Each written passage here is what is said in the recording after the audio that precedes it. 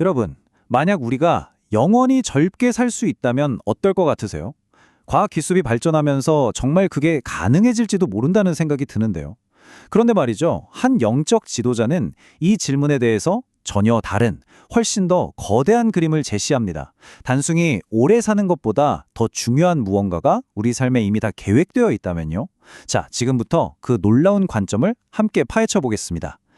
줄기세포, 혈액정화, 심지어 젊은 피에서 단백질을 뽑아 쓰는 치료까지.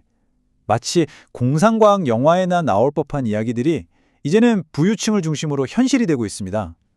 노화를 하나의 질병으로 보고 이걸 정복하려는 시도인 거죠. 하지만 이런 기술이 소수만의 특권이 될 때 우리는 아주 근본적인 질문과 마주하게 됩니다. 바로 이겁니다. 그저 오래, 아주 길게 사는 것이 우리 인생의 최종 목표가 될 수 있을까요?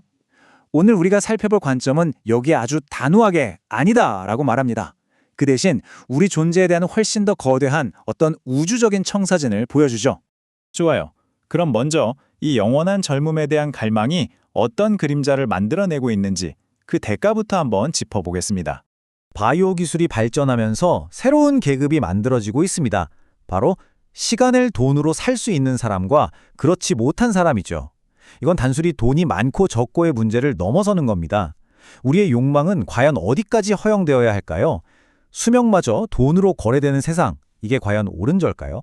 자, 이런 딜레마 속에서 한 영적 지도자는 완전히 다른 해법을 내놓습니다. 중요한 건 삶의 길이가 아니라 삶의 질이라는 거죠. 말 그대로 좋은 삶의 정의를 다시 써야 한다는 겁니다. 한번 상상해 보세요. 아무런 목적도 없이 그냥 연명만 하는 아주 긴 삶. 이건 어쩌면 축복이 아니라 벌에 가까울지도 모릅니다. 반면에 비록 조금 더 짧더라도 하루하루 즐겁게 내 할 일을 다 하면서 사는 삶은 어떨까요? 120년을 힘들게 버티는 것과 80년을 정말 충만하게 사는 것. 여러분은 어떤 삶을 선택하시겠어요? 네, 바로 이겁니다. 즐겁게 사는 게 진짜 인생이고 그저 어렵게 버티는 건 인생이 아니라는 거죠. 삶의 가치는 시간이 아니라 그 시간을 무엇으로 채우느냐, 즉 의미와 기쁨에 있다는 아주 강력한 메시지입니다. 자, 여기서부터 이야기는 훨씬 더 스케일이 커지고 흥미로워집니다.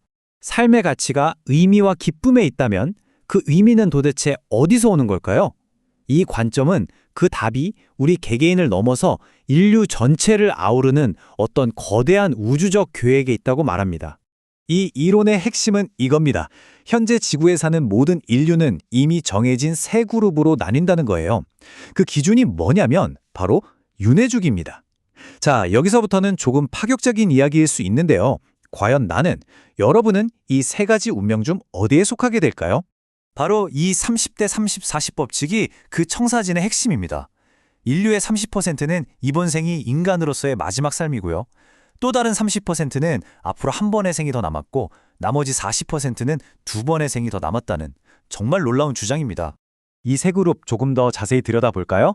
첫 번째 30%는 이번 생을 끝으로 인간의 삶을 졸업하는 사람들입니다. 두 번째 30%는 아직 끝내지 못한 과업이 있어서 한 번 더 돌아올 영혼들이고요. 그리고 마지막 40%는 배움을 위해 두 번의 기회가 더 주어진 이들인 거죠. 그럼 첫 번째 그룹, 이 30%의 최종 목적지는 뭘까요? 바로 해탈입니다. 인간으로서의 모든 공부를 마치고 영혼이 본래 있던 자리인 신의 세계로 돌아가는 거죠. 이 사람들에게 지상에서 수명을 연장하는 건 더 이상 중요한 목표가 아닌 겁니다. 오히려 자기에게 주어진 과제를 잘 완수하는 게 더 중요하겠죠. 그렇다면 이 거대한 계획 속에서 우리가 겪는 고통이나 비극은 어떻게 설명할 수 있을까요? 특히 젊은 나이에 갑작스럽게 세상을 떠나는 안타까운 죽음들. 여기에는 어떤 의미가 있는 걸까요? 왜 재능 있고 젊은 사람들의 삶이 그렇게 비극적으로 일찍 끝나야만 하는 걸까요? 우리 모두가 가슴 아파하면서 한 번쯤 던져봤을 이 질문에 대해 이 관점은 아주 단호하게 말합니다. 우연은 없다고요. 이 관점에 따르면 젊은 죽음은 그냥 무작위로 일어나는 비극이 아닙니다. 오히려 남은 사람들에게 무언가를 깨우치기 위한 희생이라는 거죠. 예를 들면 이런 겁니다. 한 집안에서 가장 아끼고 재능 있던 자식이 갑자기 세상을 떠나는 건 그 가족이 뭔가 잘못된 길을 가고 있다는 걸 알려주기 위한 가장 강력한 충격요법이라는 설명이에요. 그리고 이건 이 모든 것을 관장하는 거대한 법칙이 있다는 걸 강조합니다. 세상의 모든 일, 심지어 교통사고 하나까지도 0.1mm의 오차도 없이 아주 정밀하게 운영된다는 거죠. 그 주체가 바로 대자연, 즉 신이라고 말하는 겁니다. 자, 이렇게 거대한 우주적 관점을 듣고 나니 좀 생각이 많아지시죠? 그럼 이제 이걸 다시 우리 각자의 인생으로 가져와서 나는 어떻게 살아야 하나 하는 문제로 초점을 맞춰보겠습니다. 우리의 목표는 뭐가 되어야 할까요? 현대사회는 자꾸만 가능한 한 오래 사는 것에 집착하게 만들잖아요.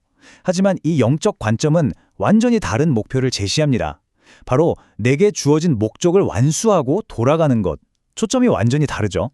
그렇다면 어떻게 살아야 할까요? 방법은 생각보다 간단합니다. 딱 3단계예요. 첫째, 남을 부러워하는 걸 멈추는 겁니다.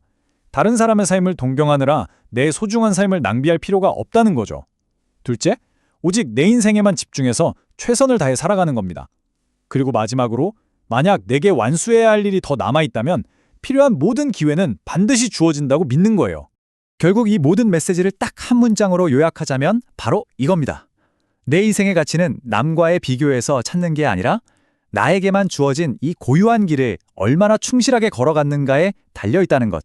자, 오늘 이야기의 마지막입니다. 이제 여러분 자신에게 이 질문을 한번 던져보셨으면 좋겠습니다. 내 삶의 가치는 단순히 살아온 횟수, 즉 수명으로 측정되는 걸까요? 아니면 그 삶의 목적으로 측정되는 걸까요? 시간의 길이일까요? 아니면 그 시간의 깊이일까요?